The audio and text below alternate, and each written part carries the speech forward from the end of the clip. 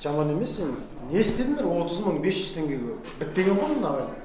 Қанша уақыт болды? 2 ай уақыт болды. Не істеп жатсыңдар? Бағлан, бәр нәрсе қымбаттап кетіп жатыр. Өзің қарашы, кеше картошкаға барсам, мысалы 300 теңге дейді, сәбізді 500 теңге дейді. Өзің ойлашы, қымбат қой бәр нәрсе. Маған несін айтып жатсың картошка мен сәбізді? Араластырма мен әйелдердің тірлігіне. Енді қымбат деп жатқан мынаның бәрі қымбаттап кетті. Ана Red Bull деген бәле бар ғой, білесің бе? Не ол? Сен білмейсің ғой, көрмей стройкаға келмексің. Оның өзі қымбаттап кетті, 500 теңге. Қымбатты, Али қайда? Али, осы жерде жүр, ана жерде жүр. В общем, бүйтіңдерші.